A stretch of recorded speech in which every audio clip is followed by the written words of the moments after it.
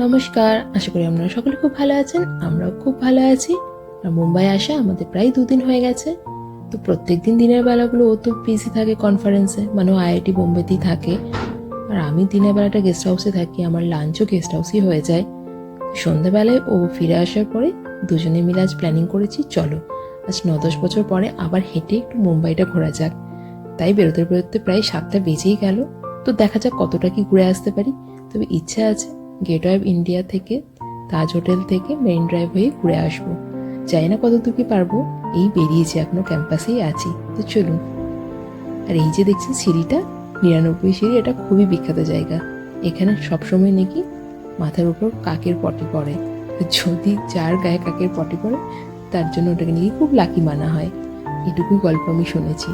আর এটাই main entrance, এখানে academic buildings বলুন বা গেস্ট হাউসে যাওয়ার রাস্তা। তো বেরিয়েই আমরা কাছে একটা ধোসার দোকান থেকে ধোসা অর্ডার করেছিলাম। সেই ধোসা খেয়ে অটো নেবো ভেবেছি, খুব খিদে পেয়েছিল। এই করতে করতে অলরেডি 7:30-8টা বেজে গেল। কি বলবো, এতটাই রাত্রি হয়ে গেল। তবে মুম্বাই শহর রাত্রিবেলা তো কোনো ভয় নেই। তাই আমরা ধোসা খেয়ে কাছে একটা অটো নিলাম, রওনা দিয়েছি আমাদের কাছাকাছি স্টেশনের জন্য।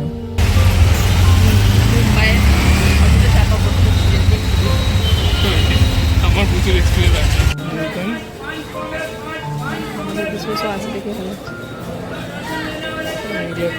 কঞ্জুর মার্গ থেকে আমরা যাচ্ছি সিএসটি স্টেশন।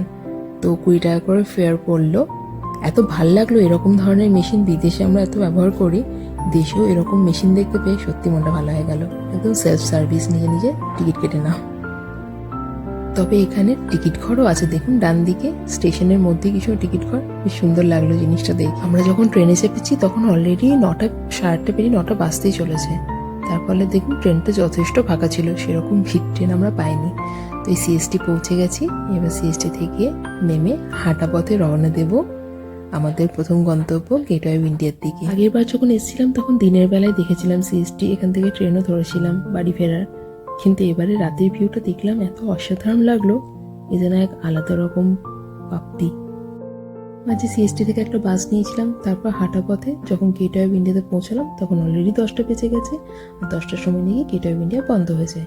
তাই আমাদেরকে বাইরে থেকে কয়েকটা ফটো নিয়ে বেরোতে হলো আমাদের নেক্সট গন্তব্যের উদ্দেশ্যে। যদিও আমার তেমন বিশেষ কিছু দুঃখ নেই, কারণ 10 বছর আগেই দিনের মুম্বাই আমি দেখে গেছি একবার।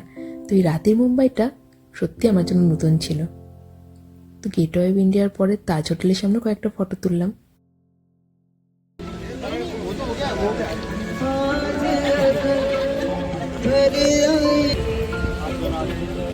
রাত্রি তখন 10:30 পেরিয়ে গেছে, তাই আমরা কাছাকাছি একটা রেস্টুরেন্টে ঢুকলাম ডিনারের জন্য। আর ওখানে গিয়ে আলাপ হয়ে গেল ওর এক সিনিয়র দাদা দিদির সাথে। তো খুব ভালোই কাটলো ডিনার টাইমটা একসাথে। প্রথম ডিম দিয়ে চিকেনের এই রেসিপিটা খেলাম, এত টেস্টি লেগেছে, সত্যি খুব ভালো ছিল। তারপর ওখান থেকে বেরিয়ে একটা বাস নিয়ে আমরা চলে এসেছি মেইন ড্রাইভে। মেইন ড্রাইভে 8 ঘন্টা মতো বসলাম, দুজনে অনেকটা সময় কাটালাম, অনেক ছবি তুললাম।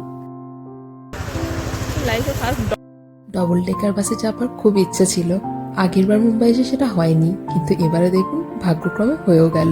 আমরা মেইন ড্রাইভ থেকে সিএসটি আসার জন্য অপেক্ষা করছিলাম। তো ভাগ্যক্রমে সেই সময়ই বাসটা এলো, ডবল ডেকার বাসে চাপাও হলো, আর বাসে করে মুম্বাই শহরটা দেখা হয়ে গেল।